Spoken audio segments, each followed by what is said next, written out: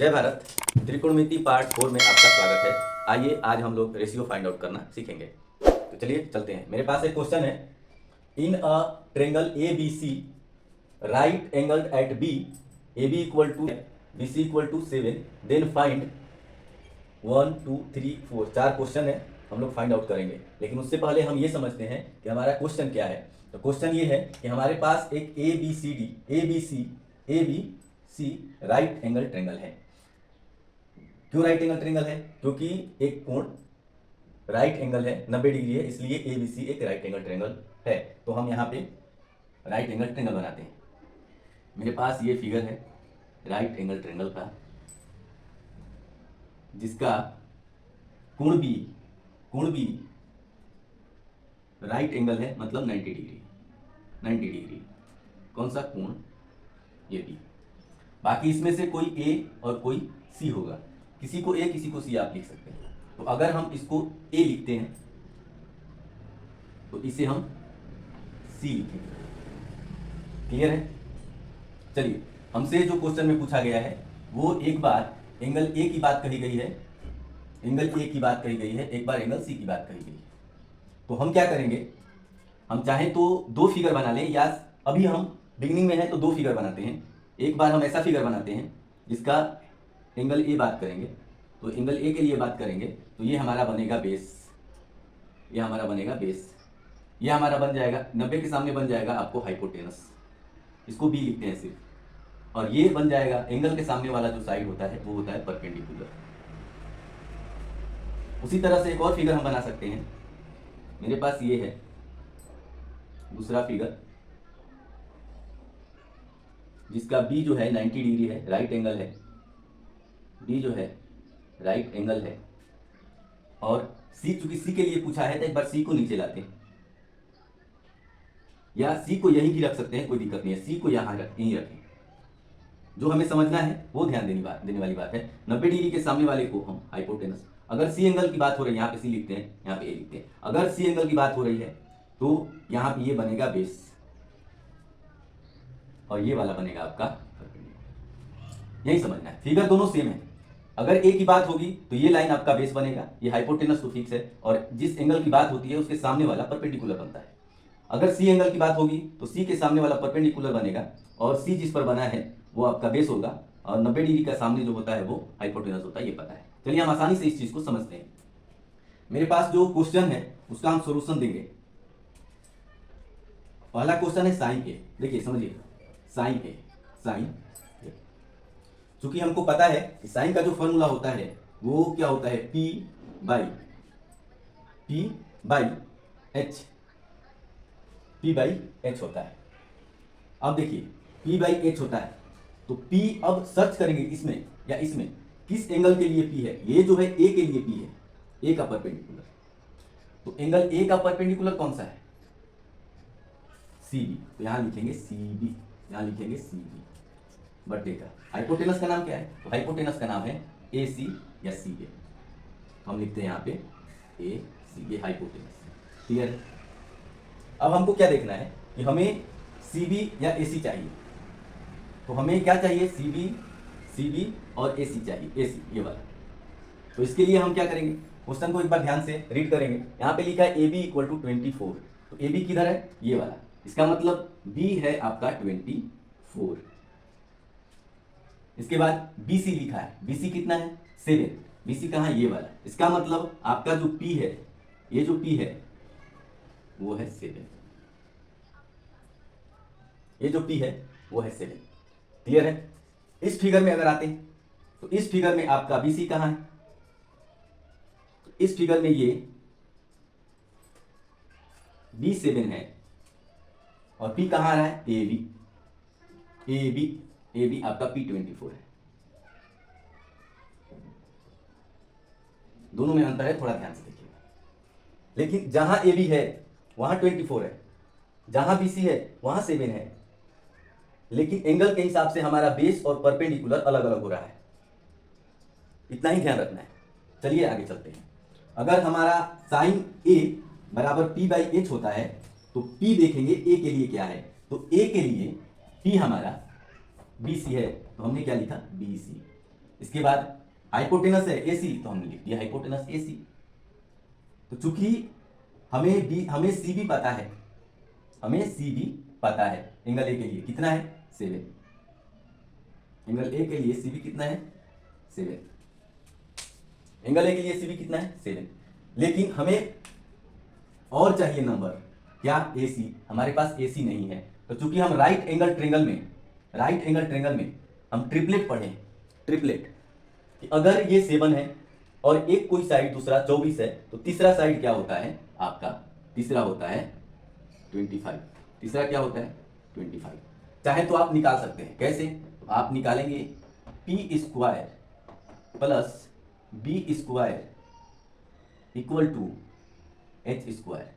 इस फॉर्मूला से आप H निकाल लीजिए, या अगर पाइथागोरियन ट्रिपलेट आपको याद है तो आप ऐसे ही डायरेक्ट बोल देंगे कि अगर पहला 7 है, दूसरा 24 है, तो तीसरा 25 होगा। तो आइए इधर देखते हैं, AC कितना हो जाएगा 25, ये आपका हो गया आंसर। दूसरा है आपका cos A, दूसरा है आपका cos A। cos A का फॉर्मूला क्या होता है, तो cos A का फॉर्मूला होता है B/H। तो A के सामने का जो बेस है, A के सामने का, देखिए ध्यान से, सॉरी यहां पे देखिए, ये जो B है वो एंगल A के लिए है। तो एंगल A के लिए बेस क्या है, तो एंगल A के लिए आपका बेस है AB। एंगल A के लिए बेस क्या है AB, एंगल A के लिए आपका बेस AB, AB या BA जो भी है, बाई हाइपोटेनस क्या है, हाइपोटेनस है AC। चलिए AB का वैल्यू पता है कि AB का जो वैल्यू है वो है आपका 24, यहां पे लिखेंगे 24 बाई बट्टे का AC क्या है आपका 25, यहां लिखेंगे 25, ये आपका आंसर। उसी तरह से दूसरा अगला चलते हैं, tan A equal to, tan बराबर हमने फॉर्मूला क्या पढ़ा, तो tan बराबर फॉर्मूला पढ़ा है हमने P, यहां पे होगा P/B। tan A equal to P/B हमने पढ़ा है, tan A equal to P/B हमने पढ़ा है। तो एंगल A के लिए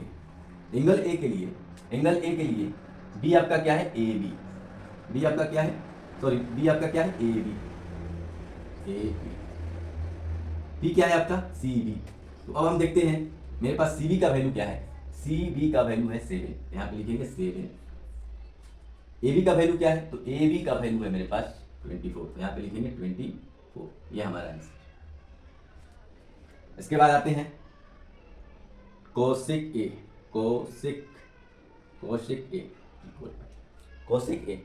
तो cosec बराबर हमने क्या पढ़ा है, साइन का उल्टा। तो साइन का P/H है, तो इसका हो जाएगा H/P इक्वल टू, चाहे तो आप डायरेक्ट इस वैल्यू को उलट के लिख दें, चाहे तो समझ के लिखें। cosec A के लिए H क्या है, तो एंगल A के लिए H तो कभी बदलता नहीं, इसलिए H हमेशा क्या रहेगा AC बटे का।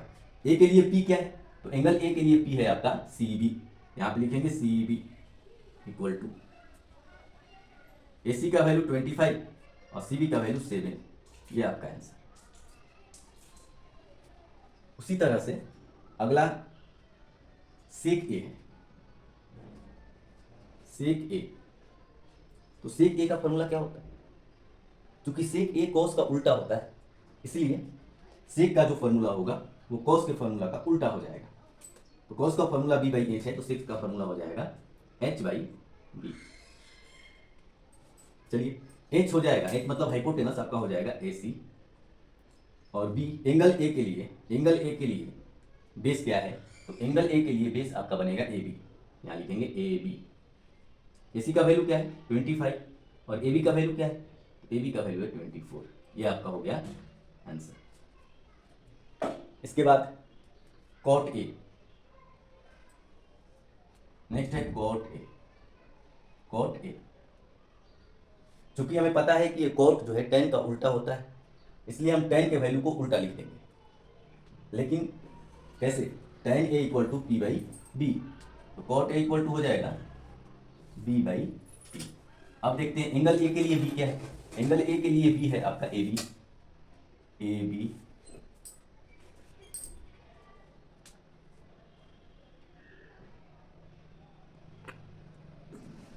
और P क्या है, तो एंगल A के लिए P है आपका CB। वैल्यू पुट करते हैं, तो AB का वैल्यू है 24 बाई CB का वैल्यू है 7। ये आपका हो गया आंसर।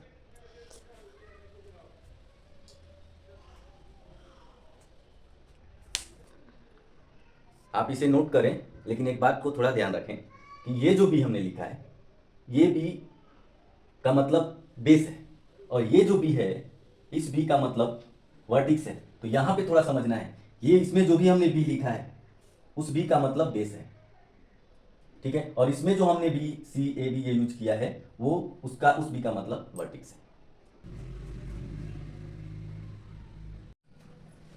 आइए क्वेश्चन नंबर 2 देखते हैं। क्वेश्चन 2 है,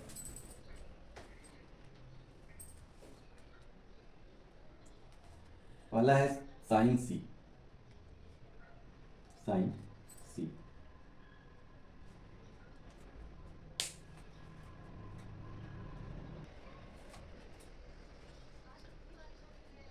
साइन सी, चूंकि हमको पता है साइन का फॉर्मूला होता है परपेंडिकुलर बाई एच।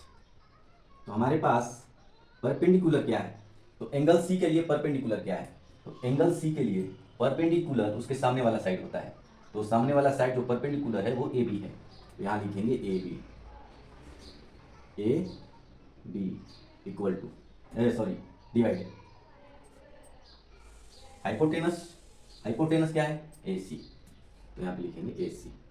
अब ए बी का वैल्यू क्या है, तो ए बी का वैल्यू है 24, यहाँ लिखेंगे 24 बाई का ए सी का वैल्यू क्या है 25, यहाँ लिखेंगे 25। ये आपका आंसर। उसी तरह से अगला निकालते हैं, cos C equal to, cos का फॉर्मूला होता है बी बाई एच, मतलब base by hypotenuse.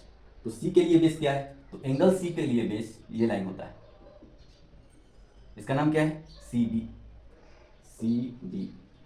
Equal to H क्या है, तो एच है ए सी, एच है आपका ए सी, एच मतलब हाइपोटेनस। अब सी बी का वैल्यू क्या है, तो सी बी का वैल्यू है आपका, सॉरी, सी बी का वैल्यू है आपका 7। सी बी का वैल्यू आपका है 7 बटे का ए सी का वैल्यू क्या है, ए सी का वैल्यू है 25। अगला निकालेंगे, तो अगला होगा आपका टेन सी। टेन का फॉर्मूला क्या होता है, टेन का फॉर्मूला होता है परपेंडिकुलर बाई का बेस। तो परपेंडिकुलर क्या है सी के लिए, तो सी के लिए परपेंडिकुलर उसके सामने वाला साइड होता है, इसलिए ए बी बाई का बी क्या है, तो बी जिस पर एंगल बना हुआ है, सी किस लाइन पे एंगल बना हुआ है, इस लाइन पे, इसलिए सी बी। ए बी क्या है 24, सी बी क्या है 7, ये हो गया आंसर। उसी तरह से cosec सी निकाल लेंगे। cosec सी का फॉर्मूला क्या होगा, साइन का उल्टा, मतलब h बाई का p। h क्या है, h है ए सी एंगल सी के लिए, और एंगल सी के लिए p क्या है परपेंडिकुलर, तो p है आपका ए बी। ए सी कितना है 25, परपेंडिकुलर क्या है 24। अगला निकाल लेंगे सेक सी मतलब कॉस का उल्टा h बाई बी, तो h क्या है ए सी है, b मतलब बेस क्या है, तो एंगल सी का जो बेस है वो सी बी है, ये हो जाएगा 25 इक्वल टू 7। नेक्स्ट है आपका कॉट सी। कॉट का फॉर्मूला क्या होता है, टेन का उल्टा। टेन का फॉर्मूला क्या है P by B, perpendicular by base, तो कॉट का क्या हो जाएगा base by perpendicular, base by perpendicular. तो बी क्या है, तो बी है आपका बेस, नाम क्या है सी बी, बी क्या है ए बी, वैल्यू रख देते हैं 7 बाई का 24, ये रहा है। ये सब आंसर निकल के आ गया आपका, वैल्यू निकल के आ गया।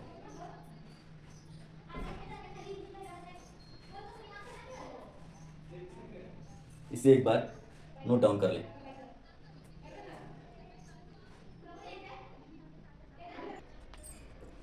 चलिए क्वेश्चन नंबर आपका 3 और क्वेश्चन नंबर 4 फॉर यू।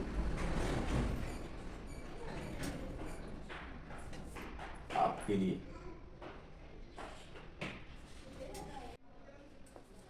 अगला क्वेश्चन है मेरे सामने, if sine theta equal to 3/5 find the value of cos theta into sine theta.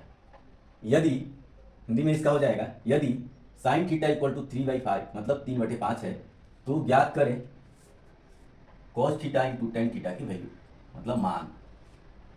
तो क्या करेंगे, सबसे पहले लिखते हैं सॉल्यूशन, इसके बाद एक राइट ट्रायंगल बनाते हैं, राइट ट्रायंगल, इसका एक कोण 90 डिग्री का होगा, ये तो फिक्स है, और जिस एंगल की बात कर रहा है, थीटा की बात कर रहा है, उसको यहाँ पे थीटा बना देंगे, इस एंगल को थीटा मान लेंगे। जैसे इस एंगल को थीटा मानेंगे, ये हमारा हो जाएगा बेस, ये हमारा क्या हो जाएगा बेस, और इस थीटा के सामने परपेंडिकुलर, और ये 90 डिग्री के जो सामने होगा वो होगा हाइपोटेनस। क्लियर है? चलिए इसमें देखते हैं क्या है। इसमें साइन थीटा इक्वल टू 3/5, यहाँ पे लिखेंगे sine theta equal to 3/5 given है, 3/5 गिवन। तो हम ये देखेंगे जो साइन थीटा का वैल्यू होता है वो रेशियो में क्या होता है। तो साइन थीटा का जो वैल्यू होता है वो रेशियो में होता है परपेंडिकुलर बाई का हाइपोटेनस। इसका मतलब ये हुआ कि P का वैल्यू रेशियो में 3 आ गया और H का वैल्यू रेशियो में कितना आ गया 5 आ गया। तो P का जो वैल्यू है वो रेशियो में कितना आ गया 3, H का जो वैल्यू है वो कितना आ गया रेशियो में 5, रेशियो में कितना आ गया 5। तो अब हमसे क्या पूछा है, हमसे पूछा है cos थीटा tan थीटा। तो यहाँ पे हमसे पूछा है cos theta into tan theta. तो cos थीटा का जो वैल्यू होता है, जो रेशियो होता है वो होता है आपका बेस बाई का हाइपोटेनस, इंटू tan थीटा का जो फॉर्मूला होता है, रेशियो वैल्यू होता है वो क्या होता है, तो वो होता है परपेंडिकुलर बाई का बेस। क्योंकि ये बेस और ये बेस सेम है इसलिए कैंसिल आउट। आगे आपके पास क्या बचा, P equal to H। P का वैल्यू क्या है, तो P का वैल्यू है रेशियो में 3, और H का वैल्यू क्या है, तो H का वैल्यू है रेशियो में 5। तो ये हुआ आपका आंसर। क्योंकि B निकालने की आवश्यकता नहीं पड़ी, जो कि इसका जब फॉर्मूला हम पुट किए तो हमें B की जरूरत ही नहीं पड़ी, B भी कट गई, इसलिए हमने B नहीं निकाला। अगर हमें जरूरत पड़ती B निकालने की तो हम B निकालते। कैसे निकालते वो देखिए। क्योंकि पाइथागोरस प्रमेय से हमको पता है कि P² plus B² equal to H²। P का वैल्यू क्या है, रेशियो में 3 प्लस B का तो निकालना है, H का 5 तो 5², ये हो जाएगा 9 प्लस B² इक्वल टू 25।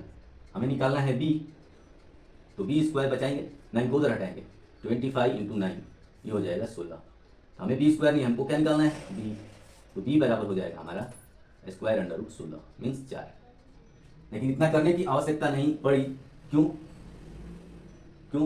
क्योंकि जब हमने फॉर्मूला रखा तो जो B है वो कैंसिल आउट हो गया, इसलिए B हमें निकालने की आवश्यकता नहीं पड़ी। नेक्स्ट क्वेश्चन चलते हैं। आइए नेक्स्ट क्वेश्चन है हम लोग के सामने, if tan theta equal to 5/12 then find out the value of sin theta into cos theta plus 1। यदि tan थीटा 5/12 है तो इसका मान sin theta into cos theta plus 1 का मान फाइंड आउट ज्ञात करें। तो चलिए इस सबसे पहले हम क्या करते हैं, तो सबसे पहले हम एक डायग्राम बनाते हैं समकोण त्रिभुज का। पहला काम यही करना है, हमें एक डायग्राम बनाना है समकोण त्रिभुज का। जिस एंगल की बात किया है उस एंगल को हम लोग यहाँ पे लिख लेंगे, और ये वाला एंगल आपका 90 डिग्री हो जाएगा। क्लियर है? इसमें क्या क्या होता है, तो थीटा एंगल की बात किया है इसलिए ये B हो जाएगा, इसके सामने का ये P हो जाएगा, और 90 डिग्री के सामने का ये X हो जाएगा। तो मोस्टली हम क्या करते हैं कि हमें जो भी मान दिया रहता है याद करने के लिए, उससे पहले हम एक काम करेंगे कि हमारे पास P, B और H होना चाहिए। अगर मेरे पास P है, B है और H है तो हम आसानी से किसी भी मान को ज्ञात कर सकते हैं। तो सबसे पहले हम ये देखते हैं कि क्या मेरे पास ये तीनों है। क्वेश्चन में क्या है, क्वेश्चन में है tan थीटा इक्वल टू 5/12। ठीक है, तो tan थीटा का रेशियो वैल्यू क्या होता है, तो tan थीटा का रेशियो वैल्यू होता है P/B, P मतलब परपेंडिकुलर बाई बेस। चलिए हमारे पास P मिल गया रेशियो में 5 और b मिल गया रेशियो में 12। तो हम यहाँ पे लिखते हैं p इक्वल टू रेशियो में 5 और b इक्वल टू रेशियो में 12। तो यहाँ पे हम लिखेंगे b हमारे पास 12 है, p हमारे पास 5 है, तो h हम निकाल लेते हैं। h क्या करते हैं, निकाल लेते हैं। तो h का फॉर्मूला क्या होता है, तो h का फॉर्मूला होता है, h स्क्वायर का फॉर्मूला होता है p square plus b square. तो h का फॉर्मूला हो जाएगा स्क्वायर अंडर रूट। आगे बढ़ जाते हैं। p क्या है, तो p है 5 का स्क्वायर और ये b क्या है, b 12 है, 12 का स्क्वायर, स्क्वायर अंडर रूट। आगे बढ़ जाएंगे तो ये हो जाएगा 25 और प्लस ये हो जाएगा 144 equal to square under root 169 और इसका स्क्वायर रूट होता है 13। तो h हमारा आ गया 30। चलिए आगे चलते हैं। हमसे क्या पूछा है, तो हमसे पूछा है sine theta into cos theta plus 1। तो चलिए इसका वैल्यू देखते हैं। साइन थीटा का वैल्यू क्या होगा, तो साइन थीटा का वैल्यू होगा रेशियो में परपेंडिकुलर बाई h और इसका रेशियो मान क्या होगा, b बाई h प्लस 1। चलिए मेरे पास तीनों आ चुका है, हमें तीनों चीज़ की जरूरत है, वैल्यू पुट कर देंगे। p का वैल्यू 5, h का वैल्यू 13 इंटू b का वैल्यू 12, h का वैल्यू 13 प्लस 1। यहाँ पे पहले गुणा करेंगे, तो गुणा करेंगे तो 12 5 का 60, 13 13 में गुणा करेंगे तो 169 प्लस का 1, इसके बटे 1 करके एलसीएम ले लेंगे। 169 का एलसीएम 169, डिवाइड करेंगे तो 1, मल्टीप्लाई करेंगे तो 60 प्लस डिवाइड करेंगे तो 169, मल्टीप्लाई करेंगे तो 169 इक्वल टू ऐड करेंगे तो कितना आएगा 9, 6 से 12 का 2 हासिल 1, 1 और 1 2 इक्वल टू 16, ये डिवाइड 169, ये आपका आंसर। Thank you. इसी तरह से और क्वेश्चन का आप अभ्यास करें और त्रिकोणमिति को समझने का प्रयास करें, और आएंगे ऐसे क्वेश्चन के साथ।